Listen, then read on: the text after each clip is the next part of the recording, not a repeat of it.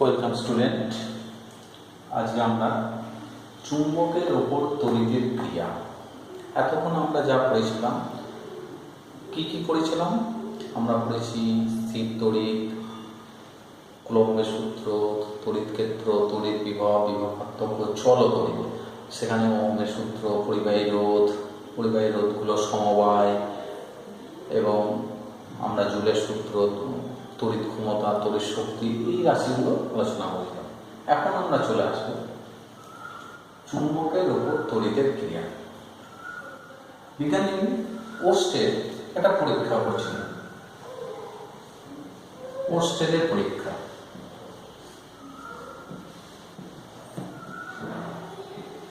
কি পরীক্ষা করছিলেন ওস্টের?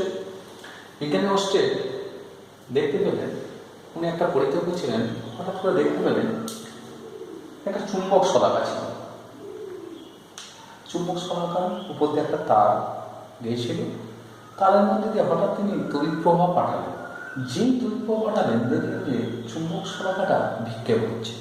অর্থাৎ এইটা হচ্ছে একটা পরিবাহী তার, এই তারের মধ্যে দিয়ে যখনই প্রবাহ হলো, দেখছে চুম্বক শলাকাটা বিক্ষেপ হচ্ছে। কোন দিকে বিক্ষেপ হচ্ছে সেই সম্বন্ধে তিনি একটা ধারণা দেওয়ার চেষ্টা করলেন। কি দেখবেন? চুম্বক শলাকা উত্তর মেরু এবং দক্ষিণ মেরু, চুম্বক শলাকা বর্গাটা তার গেছে এবং তারের প্রবাহ আমাদের চিত্র অনুসারে নিচে থেকে ওপরের দিকে প্রবাহ গেছে। যেই নিচে থেকে ওপরের দিকে প্রবাহ গেছে, তখন দেখা যাচ্ছে চুম্বক শলাকাটা এরকম ছিল, শলাকাটা বিক্ষেপ হলো। কোন দিকে বিক্ষেপ হলো এই সংক্রান্ত কতগুলো নিয়ম আছে। তা হচ্ছে বিক্ষেপ হলো, আবার তিনি কি করলেন? প্রবাহটা উল্টে দিলেন, অর্থাৎ তড়িৎ প্রবাহের মানটা উল্টে গেল। তখন কি হলো? আমরা আরেকটা চিত্র ড্রয়িং করি। ধরুন ওটা চুম্বক শলাকা ছিল, তড়িৎ প্রবাহ উপর থেকে নিচে হলো। যেই উপর থেকে নিচে হলো, চুম্বক শলাকার একটা উত্তর মেরু এন, এটা কি মেরু? এটা দক্ষিণ মেরু এস। যেই প্রবাহ উল্টে দেওয়া হলো, তখন চুম্বক শলাকার বিক্ষেপ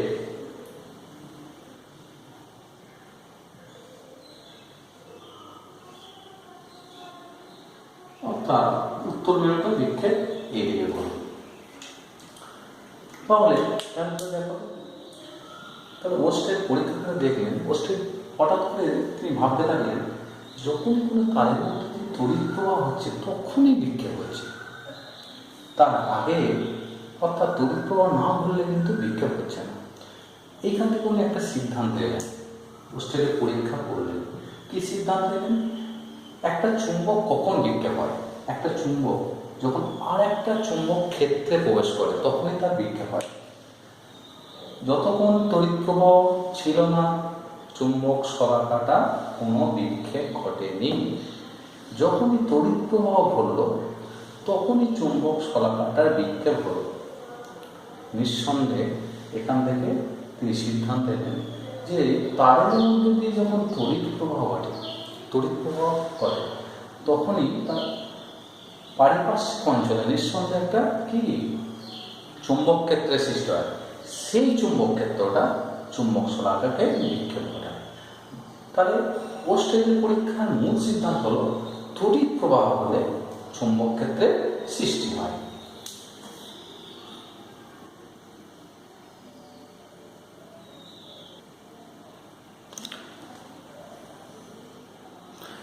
তাহলে ওস্টের পরীক্ষা, ওস্টের কি দেখলেন?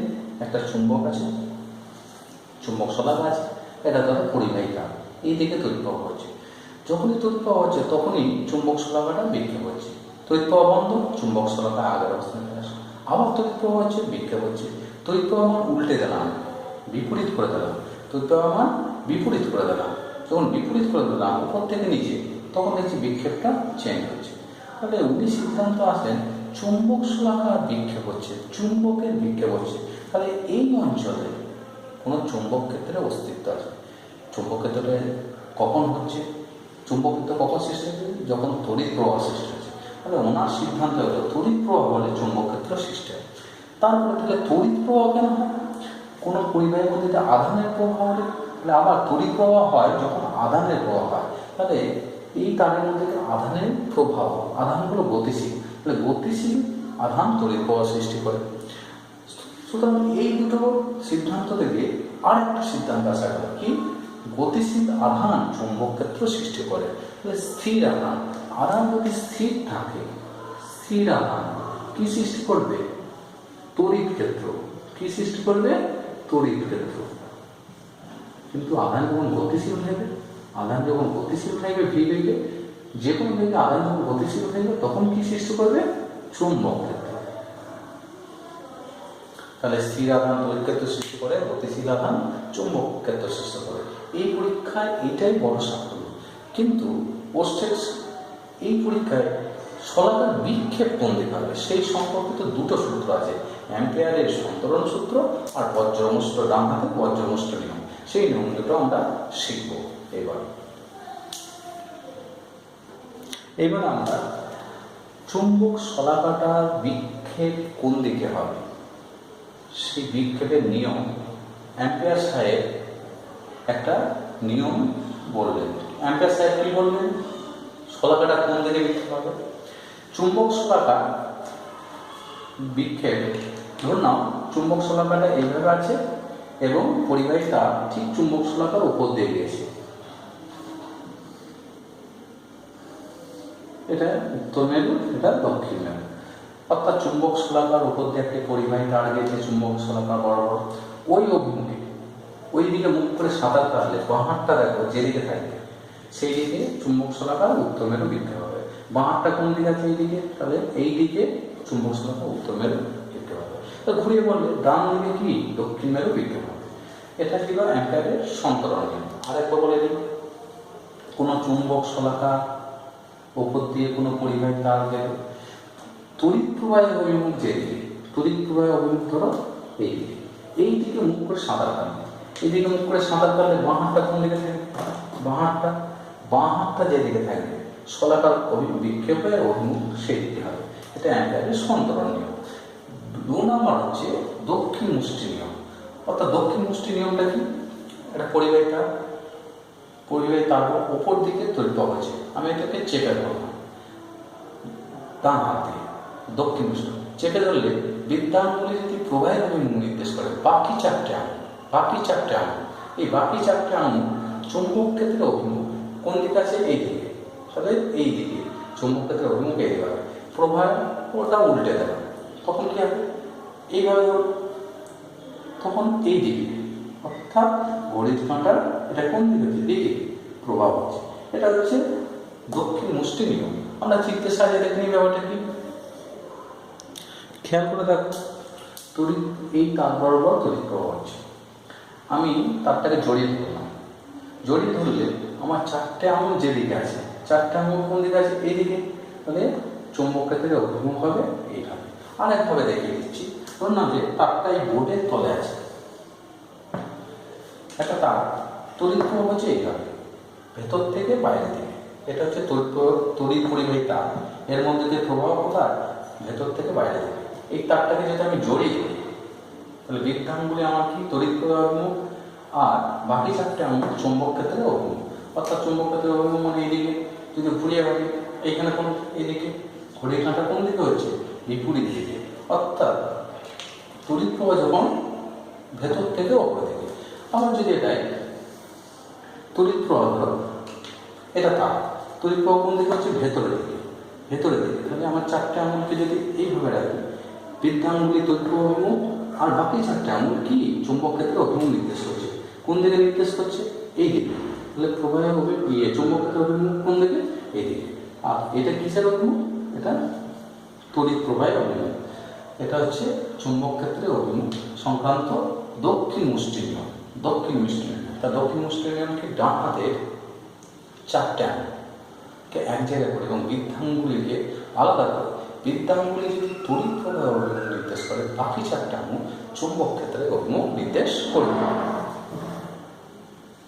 এবার খেয়াল করো, দীর্ঘ ঋজু পরিবাহীর জন্য চুম্বক ক্ষেত্রের অভিমুখ বা চুম্বক বলরেখা, যে রেখাগুলো পাচ্ছি বলরেখা, এখানে আমরা একটা দীর্ঘ ঋজু পরিবাহী, এটা হচ্ছে একটা দীর্ঘ ঋজু পরিবাহী নিয়েছি। এটা একটা কার্ডবোর্ড, এই কার্ডবোর্ডের মধ্যে দিয়ে একটা দীর্ঘ ঋজু পরিবাহী দিয়েছে। অবশ্যই পরিবাহীটা এটা প্লাস প্রান্তের সঙ্গে যুক্ত, এটা নেগেটিভ মেরুর সঙ্গে যুক্ত, তাহলে প্রভাব তড়িৎ প্রবাহ অভিমুখ উপর থেকে। আমরা যদি ডান হাতের 4টা আঙুল দিয়ে একে গ্রিপ করি, তাহলে বলরেখাগুলো অভিমুখ কেমন হবে বলতো? আর চৌম্বক ক্ষেত্র অভিমুখ গ্রিপ করেছি, কোন দিকে হবে? এইদিকে, এইদিকে, এইদিকে, এইদিকে, অর্থাৎ এইভাবে চৌম্বক বলরেখা।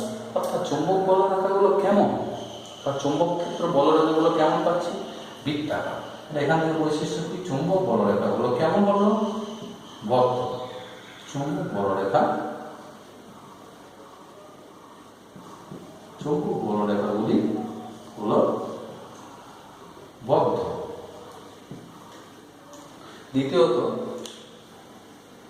অসংখ্য বলরেখা পাবো, তাহলে এটা গেল চৌম্বক বলরেখা অঙ্কন। দীর্ঘ ঋজু পরিবাহী, এটা হচ্ছে দীর্ঘ ঋজু পরিবাহী, তার জন্য এই যে বৃত্তাকার আমরা চিত্রটা পাচ্ছি, এগুলো চৌম্বক ক্ষেত্রে প্রতিটা বিন্দুতে চৌম্বক ক্ষেত্রে অভিমুখ নির্দেশ করছে, এবং এইগুলোকে আমরা বলতে পারি চৌম্বক বলরেখা। এই চৌম্বক বলরেখাগুলো কেমন? চৌম্বক বলরেখাগুলো বদ্ধ, এবং সবাই দেখো একটা বিন্দুতে, অর্থাৎ কেন্দ্রটা একই, সবারই কেন্দ্র অর্থাৎ সমকেন্দ্রিক বলতে পারি। এক্ষেত্রে বৃত্তগুলো কেমন? সমকেন্দ্রিক বৃত্ত, সমকেন্দ্রিক বৃত্ত। নেক্সট চলে আসবো, এটা পেলাম দীর্ঘ ঋজু পরিবাহী। এবার বৃত্তাকার পরিবাহীর জন্য চৌম্বক বলরেখা কেমন হবে সেটা আমরা দেখব। এবার আমরা একটা বৃত্তাকার পরিবাহী নিয়েছি, এটা আমরা একটি বৃত্তাকার পরিবাহী নীল কালারে করেছি। বৃত্তাকার পরিবাহীর মধ্যে এইদিকে প্রবাহ হচ্ছে, বলছি এই বৃত্তাকার পরিবাহীর জন্য চৌম্বক বলরেখা কেমন? ধরে নাও এই পয়েন্টে কি তড়িৎ প্রবাহ প্রকাশ করছে, তাহলে যেদিকে তড়িৎ প্রবাহ হচ্ছে সেদিকে বৃদ্ধাঙ্গুলি যখন ঘোরায়, তাহলে বলরেখার অভিমুখ কোন দিকে? এইদিকে। বলরেখার অভিমুখ কোন দিকে হচ্ছে? ডান হাতটাকে, অর্থাৎ ঘড়ির কাঁটার দিকে হচ্ছে। এখানে বলরেখা কোন দিকে? ঘড়ির কাঁটার দিকে। এরকম করে আরো বড় বৃত্ত নিতে পারি, ঘড়ির কাঁটার দিকে। ঠিক তেমনি এই পয়েন্টে যদি বিবেচনা করো, কি বলরেখাগুলো কি হচ্ছে? বলরেখাগুলো ওপর দিকে হচ্ছে, অর্থাৎ এগিয়ে তড়িৎ প্রবাহ ওপর দিকে। তাহলে বলরেখাগুলো কোন দিকে? এইদিকে। কোন দিকে? এইদিকে। এইদিকে বলতে কোন দিকে? ঘড়ির কাঁটার বিপরীত দিকে। ঘড়ির কাঁটার বিপরীত দিকে। খেয়াল করে দেখাবো,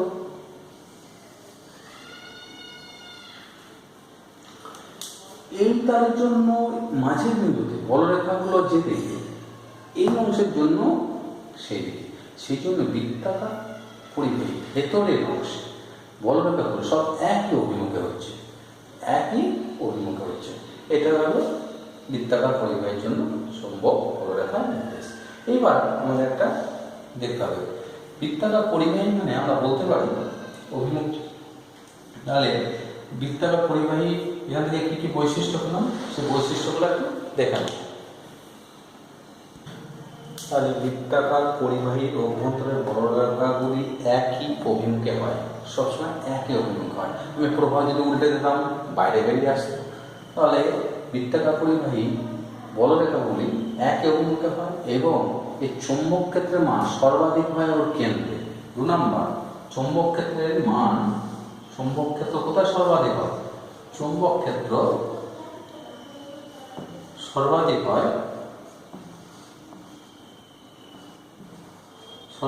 হয় কি বৃত্তের কেন্দ্রে হয়, বৃত্তের কেন্দ্রে। এই দুটো পয়েন্ট আলোচনা করলাম। এরপরে আসবো বৃত্তাকার পরিবাহীগুলো বা বৃত্তাকার কুণ্ডল, যাকে সলিনয়েড বলা হয়।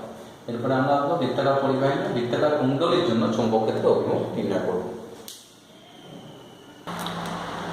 কতগুলো বৃত্তাকার তারকে যদি এমনভাবে জড়ানো হয় যে প্রত্যেকের কেন্দ্র একটা অক্ষের উপর অবস্থিত হয়, তাহলে এই কুণ্ডলী, একটা পা, দুটো পা, 3টে পা দেখেছি, এই কুণ্ডলীটাকে আমরা বৃত্তাকার কুণ্ডলী বা সলিনয়েড বলি। এই সলিনয়েডের জন্য চৌম্বক ক্ষেত্র কেমন হবে সেটা আমরা দেখে নিতে চাই। এখানে একটা বৃত্তাকার তার নিয়েছি, বৃত্তাকার তারের মধ্যে যে তড়িৎ প্রবাহ, এটা হচ্ছে তড়িৎ প্রবাহ। তড়িৎ প্রবাহ কোন দিকে হচ্ছে? ঘড়ির কাঁটার দিকে হচ্ছে। যদি ঘড়ির কাঁটা আমি বৃত্তাকার কুণ্ডলীর দিকে তাকিয়ে যদি দেখি যে তড়িৎ প্রবাহ ঘড়ির কাঁটার দিকে ঘটছে, আমরা বলবো এই প্রান্তে দক্ষিণ এস। কেন এস এর দেখো এই প্রান্তটা বাড়ালে দক্ষিণ দিকে হচ্ছে, তাহলে এখানে এস মেরু সৃষ্টি হবে কি? সাউথ অর্থাৎ দক্ষিণ মেরু। কেন এস এর এটা বাড়ালাম এটা বাড়ালাম, এটা কি নির্দেশ করছে? এই চিহ্নটা এই দিকে নির্দেশ করছে, তাহলে এখানে দক্ষিণ মেরু বা এস মেরু। এবার ঘড়ির কাঁটার বিপরীত দিকে যদি তড়িৎ প্রবাহ হয় তাহলে সেখানে কেমন হবে? কোন মেরু সৃষ্টি হবে? আমরা ভেবে নেব এখানে কোন মেরু? এন। এন এর এই বাহুটা এইদিকে বাড়ালাম, এই বাহুটা এদিকে বাড়ালাম, তাহলে এই তীর চিহ্ন থেকে আমরা বুঝে নেবো যে এখানে উত্তর মেরু সৃষ্টি হবে। তাহলে ঘড়ির কাঁটার দিকে হলে দক্ষিণ মেরু, ঘড়ির কাঁটার বিপরীত দিকে হলে কি মেরু? এটা হবে উত্তর মেরু। এটা জানলাম। এবার এখানে বলরেখাগুলো আমরা অঙ্কন করব। এই যে সলিনয়েড দিয়েছি, মনে রাখবে সলিনয়েডকে আমরা একটা দ্বন্দ্ব চুম্বকের সাথে তুলনা করতে পারি। তাহলে একটা সলিনয়েড বা বৃত্তাকার কুণ্ডলীর সমান কি?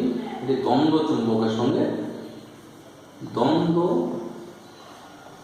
চুম্বকের তুলনীয়। আচ্ছা, দ্বন্দ্ব চুম্বকের তুলনীয় কেন? দ্বন্দ্ব চুম্বকের কটা মেরু থাকে? দ্বন্দ্ব চুম্বকে উত্তর মেরু দক্ষিণ মেরু থাকে। এদিকে উত্তর মেরু, এটা দক্ষিণ মেরু। মনে রাখবে চুম্বক বলটা উত্তর থেকে শুরু হয়ে দক্ষিণে শেষ হয়, উত্তর থেকে শুরু হয়ে দক্ষিণে শেষ হয়। তাহলে আমি যদি কোনো কুণ্ডলীর দিকে তাকাই, কুণ্ডলীটা এই দিকে তাকালাম, যদি ঘড়ির কাঁটার দিকে প্রবাহ হয় তাহলে এই দিকে কোন মেরু ধরবো? এই ক্ষেত্রে দক্ষিণ মেরু। ঘড়ির কাঁটার দিকে হবে অর্থাৎ দক্ষিণাবর্তী প্রবাহ হলে দক্ষিণ মেরু, আর বামাবর্তী প্রবাহ অর্থাৎ প্রবাহটা যদি এই দিকে হয়, প্রবাহটা কোন দিকে? উল্টো দিকে, এই দিকে, তাহলে এখানে উত্তর মেরু। এই দিক থেকে দেখলে বোঝা যাচ্ছে এখানে ঘড়ির কাঁটার দিকে প্রবাহ হচ্ছে, তাহলে এখানে দক্ষিণ মেরু সৃষ্টি হয়েছে ভাবতে পারি। আমি যদি উল্টো দিক থেকে দেখি, এই দিক থেকে দেখি, তাহলে প্রবাহটা উল্টো হচ্ছে, তাহলে প্রবাহ যেহেতু উল্টো হচ্ছে তাহলে এখানে উত্তর মেরু। তাহলে চুম্বক বলরেখাগুলো কেমন হবে? চুম্বক বলরেখাগুলো উত্তর থেকে শুরু হবে, দক্ষিণে শেষ হবে। এবং অবশ্যই বলরেখাগুলো কেমন? বদ্ধ। বলরেখাগুলো কেমন হবে? বদ্ধ হবে। বলরেখাগুলো বদ্ধ হবে। আছে? তাহলে দ্বন্দ্ব চুম্বকের সঙ্গে তুলনীয় বলরেখাগুলো বদ্ধ হবে এবং চুম্বক অক্ষ বরাবর, কুণ্ডলীর অক্ষ বরাবর 2 নম্বর দ্বন্দ্ব চুম্বকের সঙ্গে তুলনীয়। তাহলে ইহার দুটি মেরু থাকবে। ইহার কটা মেরু? ইহার দুটি মেরু থাকবে।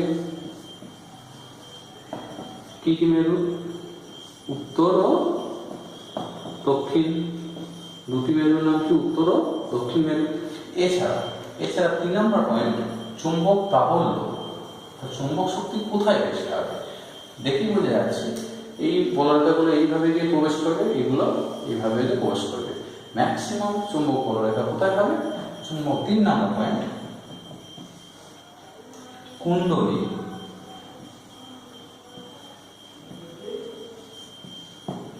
অক্ষ বরাবর, কুণ্ডলীর অক্ষ বরাবর চুম্বক ক্ষেত্রে না সর্বাধিক। এইবার অক্ষ বরাবর চুম্বক ক্ষেত্র সর্বাধিক হবে। চুম্বক ক্ষেত্র সর্বাধিক হবে।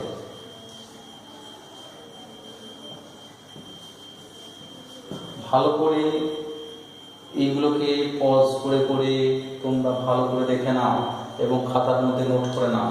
বিষয়গুলো কিন্তু খুব ডিটেলস, অবশ্যই মাধ্যমিক লেভেল ক্রস করা হয়নি, কিন্তু যে সিলেবাস আছে ডিটেলস তোমাদের করে দেওয়া হচ্ছে। নোট করে করে এইগুলোকে নোট করে নাও দেখে দেখে। এখানে বৃত্তাকার কুণ্ডলী, প্রথমত আমরা 3টে বলরেখা অঙ্কন করলাম। একটা ঋজু পরিবাহী, মানে দীর্ঘ ঋজু পরিবাহীর জন্য বলরেখা অঙ্কন করছি, বৃত্তাকার পরিবাহী। এখন কুণ্ডলীর জন্য 3 প্রকার বলরেখা অঙ্কন করলাম। এবং একটা কুণ্ডলী, কুণ্ডলীকে একটা দ্বন্দ্ব চুম্বকের সাথে তুলনা করতে পারি। একটা কুণ্ডলী, যখনই কুণ্ডলীর মধ্যে দিয়ে তড়িৎ প্রবাহ হবে তখন কুণ্ডলীকে একটা চুম্বকে নেয় তুলনা করতে পারি, যা একটা দিক উত্তর হবে একটা দিক দক্ষিণ হবে। উত্তর বা দক্ষিণ আমরা নির্ণয় করবো কি করে? কুণ্ডলীর দিকে তাকাতে হবে। কুণ্ডলীটা ধরো কুণ্ডলী হাতটা, কুণ্ডলী যদি এখানে প্রবাহ ঘড়ির কাঁটার দিকে হয়, ঘড়ির কাঁটার দিকে মানে এই দিকে হয়, তাহলে এখানে উত্তর দক্ষিণ মেরু সৃষ্টি হয়েছে। এই দিকে তাকাবে, এই দিকে ঘড়ির কাঁটার বিপরীত দিকে হয়, তাহলে এখানে উত্তর মেরু সৃষ্টি হয়েছে। আমরা বলরেখা অঙ্কন করলাম এবং বলরেখার প্রাবল্য অর্থাৎ বলরেখার কোথায় ডেন্সিটি বেশি, চুম্বক অক্ষ বরাবর এর ডেন্সিটি বা ঘনত্ব বেশি, সেই জন্য চুম্বক অক্ষ সলিনয়েড অক্ষতে চুম্বক ক্ষেত্রের মান সর্বাধিক হয়। ওকে, তাহলে এই পর্যন্তই আজকের ক্লাস শেষ হলো। পরবর্তী ক্লাস নিয়ে আসবো, কিন্তু অবশ্যই এই চ্যানেলটি সাবস্ক্রাইব করে রাখো। নতুন নতুন ভিডিও এবং ডিটেলস ফিজিক্স কি সেটা বোঝার জন্য তোমরা এই চ্যানেলটা সাবস্ক্রাইব করে রাখো এবং নোটিফিকেশন বেলটি অন করে রাখো প্রতিদিন তোমরা নতুন নতুন ভিডিও আপডেট পাওয়ার জন্য। থ্যাঙ্কস।